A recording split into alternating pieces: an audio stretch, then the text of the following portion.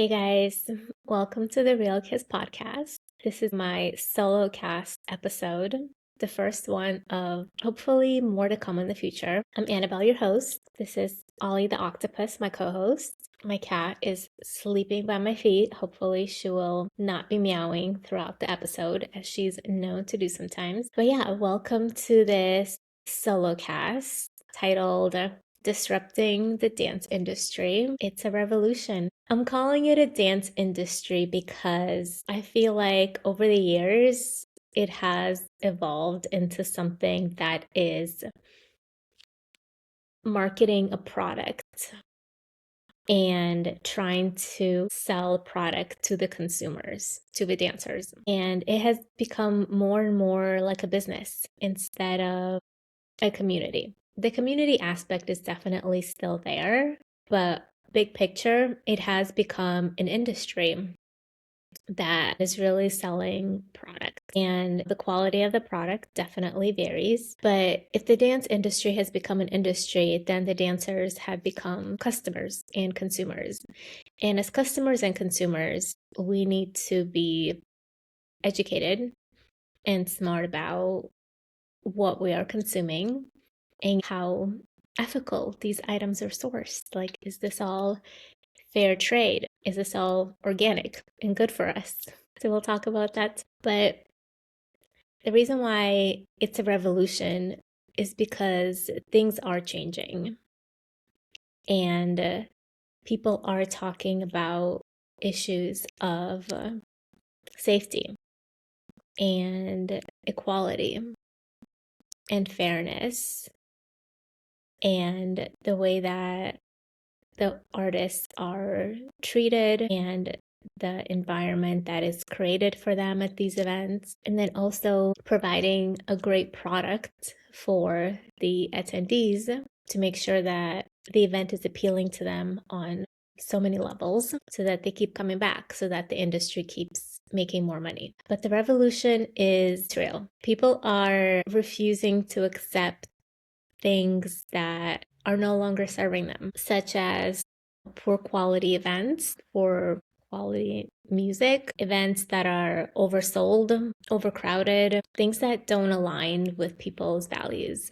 And that's great. Like, that is fantastic that more and more people are talking about bringing community back into this industry and talking about connection and mental health and how dancers are treated, how they're treated by others, and also how they treat themselves, how they take care of themselves, how artists are treated by organizers, and how they also take care of themselves, how they stand up for themselves, the boundaries and the standards that they have. And then, of course, the dancers. We also need boundaries and standards and things that we know that we want and need from these events. And the kizomba and the urban kiz industries, they're a little different. They're like, I don't know, siblings, or maybe cousins. They're similar enough, but also different enough that they each kind of have their own culture. I mean, traditional kizomba definitely has its own culture, its own roots in Angola. And the urban kiz that has, evolved and been developed in France also has its own culture. And each of these cultures has its own, struggles and things that are going on in each scene. And I'm not as familiar with what's going on in the traditional scene, so I'm just going to stick to urban kiz, even though I really, really do love traditional, and all of that is under, the kizomba umbrella. The issues that are happening, some of them do apply to both scenes, such as the way that both scenes treat women, the way that they hire women, pay women, the opportunities that female and female presenting artists are given, as opposed to the opportunities that the men are given. For a long time, it was a male dominated industry. The organizers were men, the DJs were men. The most of the artists were men, and then they had their women who were assistants to them. And some of them were artists who stood on their own and taught on their own and held their own next to these men. But some of them didn't. Some of them really relied on these men for exposure, for bookings, and they weren't independent in and of themselves. So when these partnerships broke up, when they ended, a lot of these women were kind of like left out in the cold. And some of them have talked about that, and I've definitely heard some stories. And in a way, men had all the power because they could easily find another woman to teach with, to perform with, to underpay, not pay, undervalue. All these things definitely happened. And women were kind of left to hope that another male artist would choose them to be their next partner. So for a long time, women were very disadvantaged in the Kizomba community because of that. And of course, that is absolutely not okay, because there are so many incredible women teachers, performers, artists, DJs who absolutely can hold their own. And they are incredible just in and of themselves. And so many people don't know about them unless they're standing next to a famous man. And that is changing. I really believe that that is changing. There are now amazing female artists who are teaching alone, and they have their choice of men who they can choose to assist them. So I feel like the roles are almost like switching. Not to say that it's never an equal partnership, because of course the goal is always for it to be an equal partnership. But I mean, some of these women are, let's face it, they're better than these men. They're better teachers. They can dance both roles, whereas men oftentimes cannot dance both roles. So I feel like women are really rising up and taking back their power and taking back their agency, and are starting to be recognized for the amazing powerhouses that they are. And that is gaining momentum, and it needs to gain more momentum, and it needs to be even more so and more true and more prevalent. I'm starting to see female partnerships and just so many more female solo dancers. And that is amazing because the women are just really putting themselves out there. They're saying like, hey, I don't need a man to stand next to me to be relevant in this dance scene, in this dance industry. And that is true.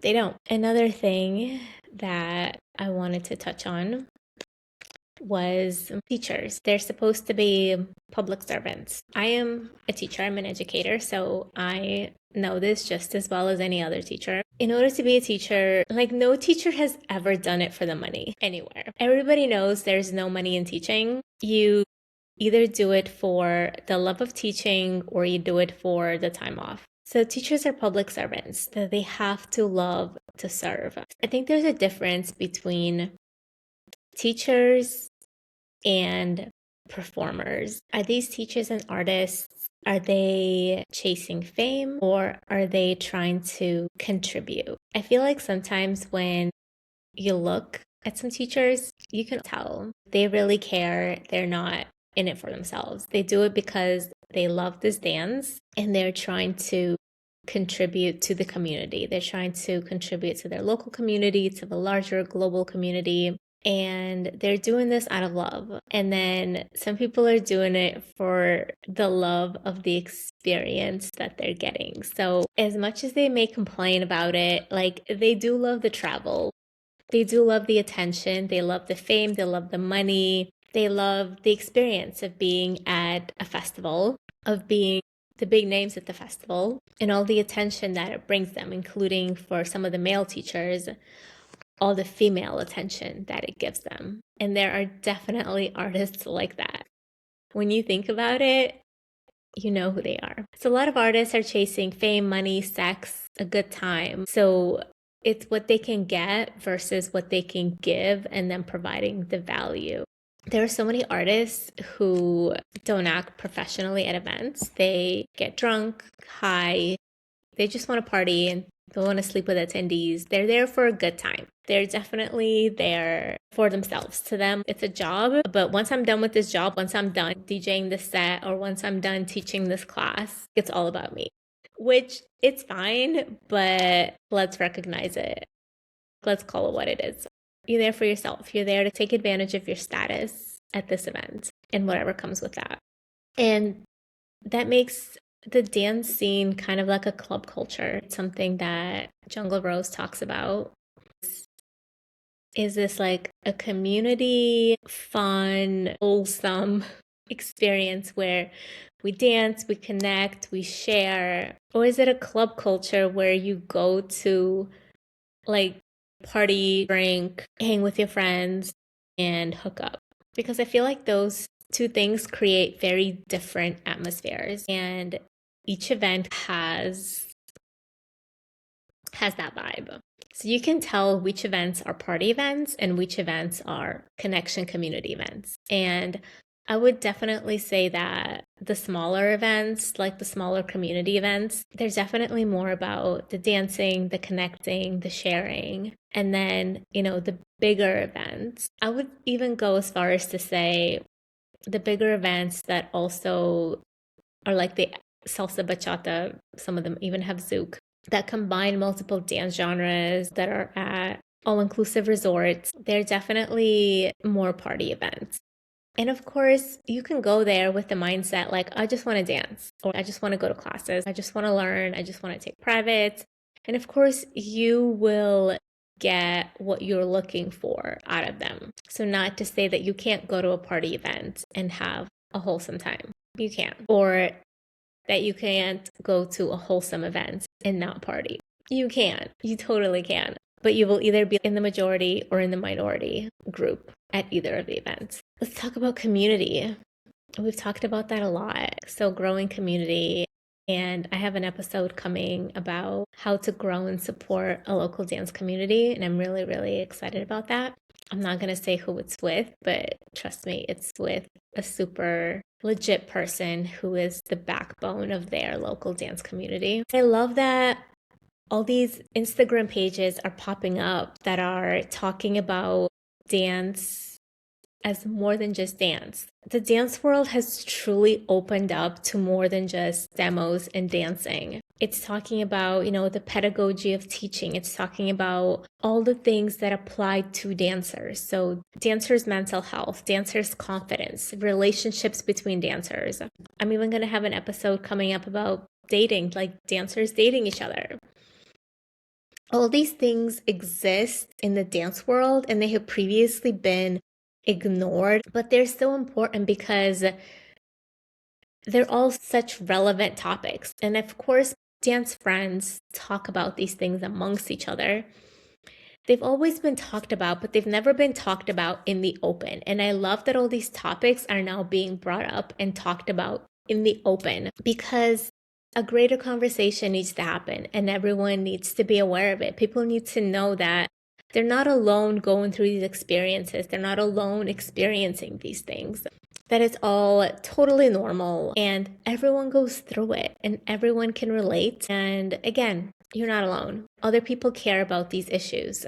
Things are changing. This revolution is happening. Dance is no longer just about going to classes and learning the steps and then going to events. People are realizing that there is so much more behind the scenes that matters, that they need to be aware of. They need to know who they're supporting. They need to know if these teachers and organizers have character and integrity, and if they're truly building the scene instead of just showing up, doing what it takes to get paid, causing a bunch of drama, and then leaving. Because there are artists like that. I want to tell you guys a little bit of a background of how this podcast came to be. So I've always posted about dance stuff and I've always talked about dance topics with my friends. And it has been brought to my attention that female dancers are not getting equal treatment when it comes to exposure,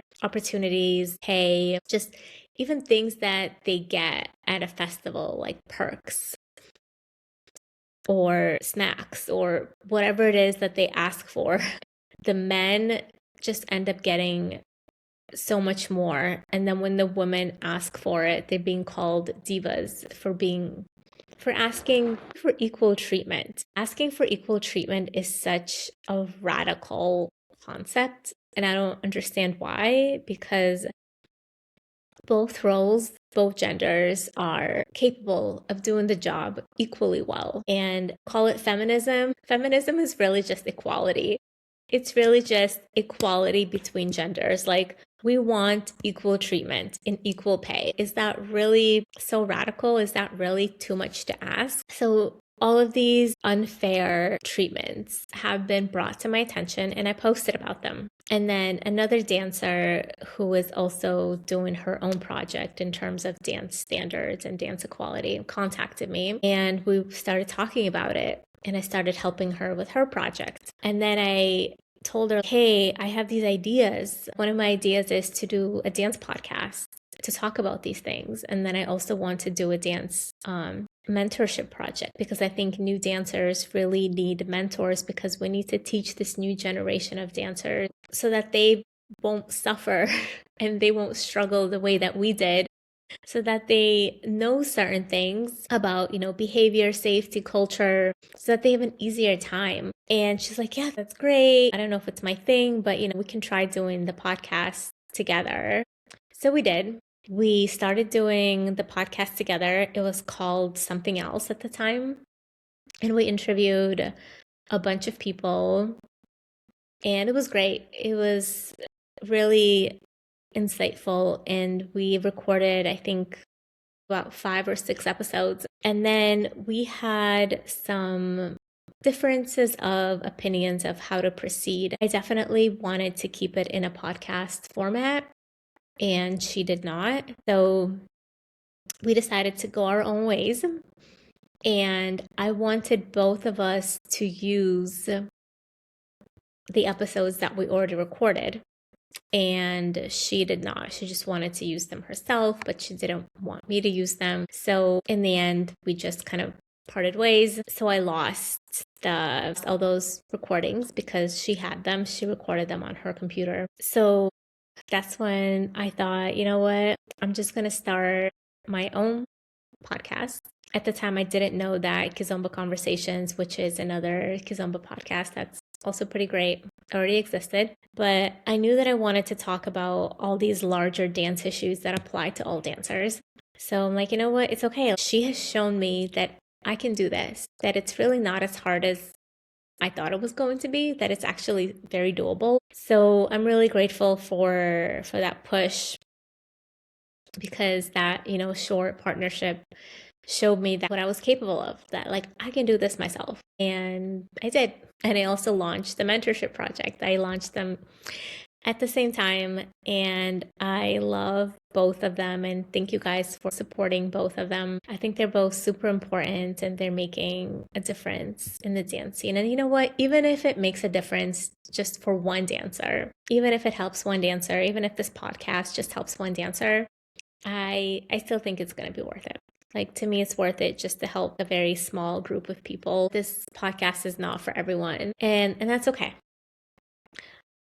I'm okay with it not being for everyone. Also, I've talked to so many artists, and I talked to so many DJs, female artists, who have all these stories about how they were treated by their male dance partners, by organizers, really personal stories of just straight up mistreatment. And they were afraid to go public with these stories. They were afraid to talk about these issues and these things because they were afraid that they weren't going to get booked, that they were going to get canceled, that nobody would work with them because they would be seen difficult. And like, it's crazy how organizers, they don't want artists to say anything negative about their event. Or else, if you say anything negative about my event, I'm not going to book you anymore. It's kind of crazy. It's like you're not allowed to critique the event at which you were hired. Even if you're not saying anything directly negative about the event, even if you experience something negative at the event, you're still not allowed to say that.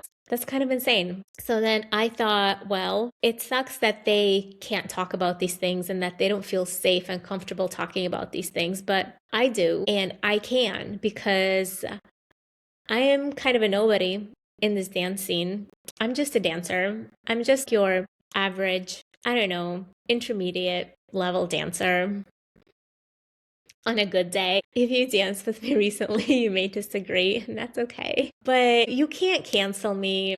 You can't not book me. You can't do anything to me, because I don't have a stake in this game. I do because I love this dance and I love this community, and I just love kizomba and social dancing. And I have been a part of some really amazing communities, and I've met some of my very best friends through dance.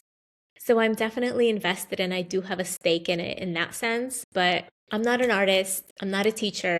I don't have a financial investment in this game. So there's nothing you can do to hurt me in that sense. So I am going to come on here and I am going to talk about these things and address these things. I am comfortable saying names and calling people out and sharing people's stories. So if you have a story that you're afraid to share, but you want it out there, then I will share it. I will say the things that you are afraid to say. I want to be the voice for the people who feel like their voice is restrained in some way. And it sucks that they feel that way because I do want everyone to be able to speak out freely and without fear and to call out their abusers and to call out people who have treated them unfairly and unjustly because other people need to know about that. And you can say, oh, but that's not professional. And it breeds, division in the dance scene. And you know what? Maybe that's what needs to happen. Like if calling out an abuser, if calling out someone who raped you, if calling out a popular organizer who mistreats people will breed division and cause drama and cause a revolution in the dance scene, then so be it. Let the heads roll. I think some heads need to roll. I feel like some people, some men specifically, are getting way too comfortable up there and think that they're untouchable. And they have gotten away with things for long enough, and that needs to change. So yeah, let's start a revolution and change some things. All right, guys, thanks for joining me and bearing with me on this journey of my thoughts. I've put off doing this solo cast for a long time because I wanted to, but I didn't think I could, but I did it. Yay. Again, thank you for all your love and support. Thanks for being here. And thank you for joining this revolution of making things better for everyone. Because if we do this right, we all win. Everyone wins. All right. Love you. I'll see you in the next episode. Bye.